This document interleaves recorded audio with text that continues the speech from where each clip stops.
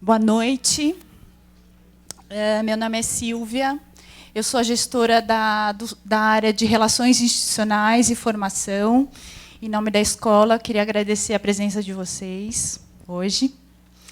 E queria contar que, enquanto a gente estava preparando esse encontro, teve uma pergunta que norteou toda essa organização e esse convite e o pensamento que nós fizemos. Como é crescer na era digital?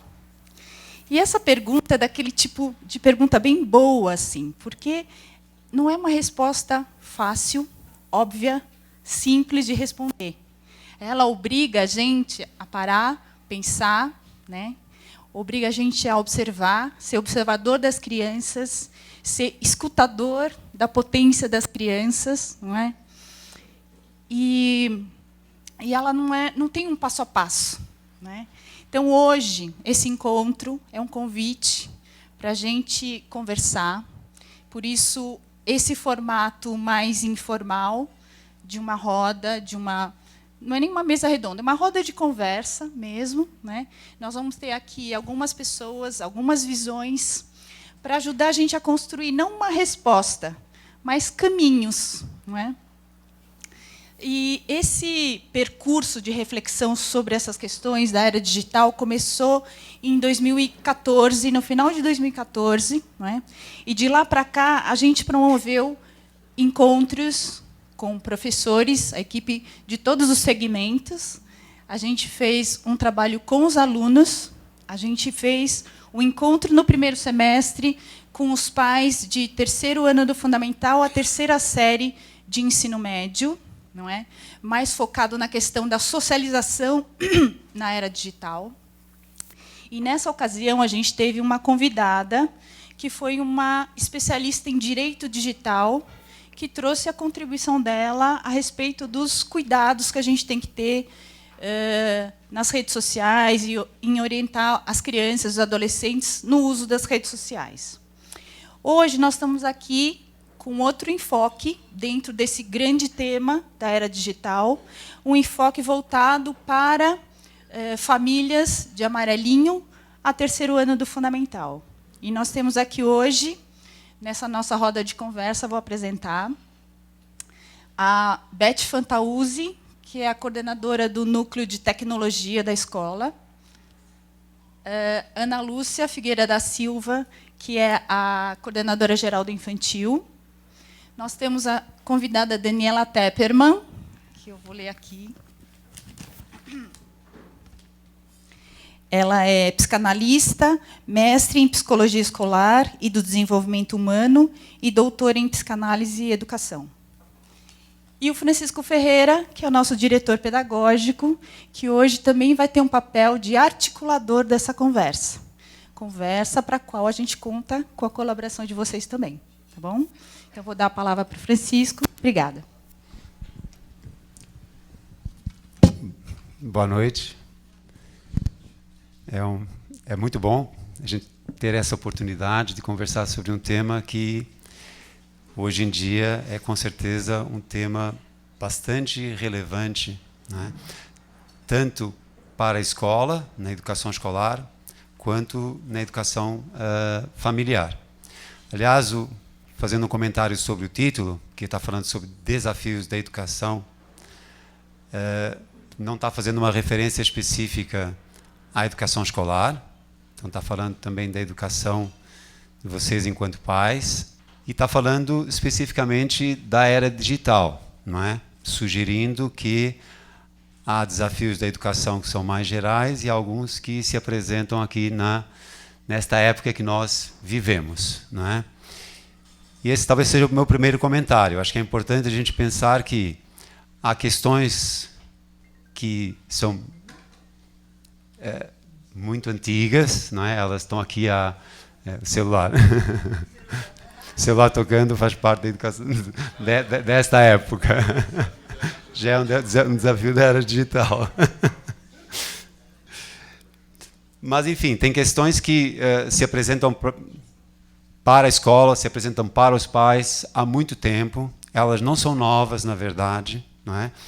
Mas há questões que, em função da tecnologia, elas criaram novas configurações, novas dimensões, e isso significa que você precisa ter outras respostas, pensar em novas estratégias para dar conta dessas questões, não é?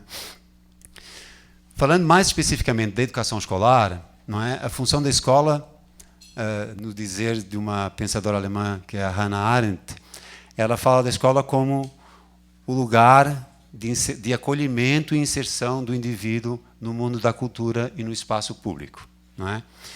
E essa definição é uma definição que permanece para a era digital, não é? Ou seja, a escola continua pensando nas questões que têm a ver com conhecimento, com o sujeito da aprendizagem, com as formas de aprendizagem, né, processos avaliativos, com a inserção do indivíduo no mundo coletivo, o que é que significa você fazer parte do espaço público, constituir esse espaço público, não é, para depois você poder estar na sociedade. Então, essas questões, na verdade, elas permanecem. O que é que muda, então? Não é? Acho que a gente pode começar a pensar que muda, por exemplo, as formas como as pessoas se relacionam entre si, não é? Então, você vê, e é cada vez mais comum, e talvez para mim, que já sou mais velho, estranho, e para muitos de nós aqui também, pensar que as pessoas muitas vezes estão juntas, mas na verdade não estão interagindo entre si. Elas estão olhando, conversando com o seu respectivo celular. Então você vê, de repente, num restaurante, 4 pessoas numa mesa e cada uma com o seu respectivo celular, não é? Ou você vê coisas acontecerem que, por exemplo, terminar um namoro ou um noivado por WhatsApp, né? Que é uma coisa que talvez tivesse sido bom, né? Em algum momento do passado que a gente tivesse essa possibilidade. Mas é estranho, né, pensar nessa situação, não é? Aí você pensa nos alunos, e os alunos também, cada vez mais cedo, utilizando celulares, não é? As redes sociais, para fazer postagens, para se exporem, não é? Essas postagens que às vezes têm uma natureza ofensiva, exposições que às vezes são inadequadas, não é? E isso circula em paralelo à vida presencial, não é? E essas coisas se cruzam, nem sempre são questões simples de equacionar e de encaminhar. Então, esse, com certeza, é um desafio extremamente relevante, acho, para a escola e para vocês pais, porque essas coisas também não circulam, obviamente, só no ambiente escolar. Na verdade, circulam num espaço que não é nem a escola, nem a família, na verdade, é um espaço aberto, digamos assim, não é? Outra questão que é um desafio é pensar que a escola se ocupa de saberes, não é? E aí você tem que pensar que saberes são esses que a escola tem que dar conta. Eu estou me ocupando mais da educação escolar, porque eu sei que a Daniela depois vai transitar pelas outras, pela educação familiar também.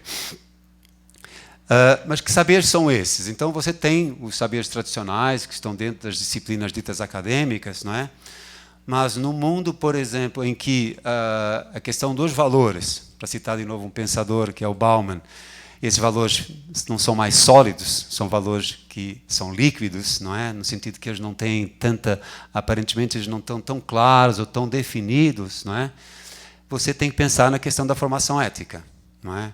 E abordar questões como o individualismo, questão do consumismo, da relação com o outro, que escolhas você faz para a sua vida, não é? Então são questões que necessariamente precisam estar dentro do currículo, não é? Questão da sua trajetória individual e da trajetória coletiva, qual é o seu papel na constituição deste coletivo, qual é a sua responsabilidade em relação ao bem-estar neste coletivo. Isso tem a ver com a responsabilidade social e ambiental e é, de novo, um componente que precisa estar dentro do currículo. Um outro aspecto é que a escola, durante muito tempo, se ocupou das chamadas competências cognitivas, não é? Saber resolver um problema, saber ler um texto, saber fazer uma inferência, por exemplo, não é? Mas hoje, cada vez mais, e até em função questões que têm ligadas a conflitos, cada vez mais você precisa desenvolver competências chamadas socioemocionais, que é como lidar com a ansiedade, como lidar com a irritação, como apurar a escuta, né? Então, essas são questões que não se desenvolvem espontaneamente. Elas também precisam ser trabalhadas no contexto escolar. Então, estou dando exemplos de coisas que tradicionalmente não estavam no universo escolar ou não estavam com esta intensidade e que agora necessariamente precisam estar no contexto escolar. Uma questão que mudou é isso da informação. A informação ela está disponível aos montes, na verdade. Você tem acesso, o Google sabe tudo, não é? E então, obviamente, não é mais talvez tão importante aquilo que você sabe, mas aquilo que você faz com aquilo que você sabe. Então, essa questão de você lidar com questões-problema, questões complexas, que são as questões do mundo contemporâneo, analisá-las e propor soluções, essa é uma outra questão que tem que estar necessariamente no universo escolar. Quando a gente pensa em termos de aprendizagem, a gente pensa que os tempos de concentração dessas crianças e jovens se alteraram significativamente. Então, você tem que pensar, obviamente, em estratégias diferenciadas para dar conta desses diferentes tempos de concentração, desse sujeito que é multitarefa, não é? E que está antenado e que não tem muita paciência para esperar, enfim. Você tem que pensar como é que você lida com esses contextos também em sala de aula. E o último ponto, tem uma questão ligada aos ambientes colaborativos, que é essa questão de como é que você trabalha em rede, e isso foi muito intensificado e viabilizado pela internet. Então, essas possibilidades de você ter grupos de trabalho em lugares diferentes, não é? Complementares, não é? E aprender a fazer isso, a trabalhar em equipe nesses sistemas, é com certeza uma demanda do mundo contemporâneo e da escola contemporânea. E eu queria terminar só falando de uma coisa que, até que talvez como contraponto a essa questão da vida virtual, do tempo que se passa, não é, nas redes sociais, não é, nas mídias digitais, da escola propiciar esse espaço e constituir o que a gente pode chamar de um saber da experiência, que é daquilo que nos acontece concretamente no mundo presencial, aquilo que nos atravessa e que nos toca de alguma forma, não é? E que essa experiência é uma experiência indispensável no mundo que, aparentemente, as pessoas estão mais conectadas por um lado, mas, por outro lado, também mais desconectadas. Então, criar espaços, tempos para esse saber da experiência no universo escolar é um outro desafio nesse nosso percurso, não é? Então, essa era uma breve introdução. A ideia da mesa é que a gente passe por alguns desses que eu mencionei e por outros que eu não mencionei, aí na fala das pessoas que estão aqui na mesa. Então, eu vou passar a palavra para a Ana, tá bom?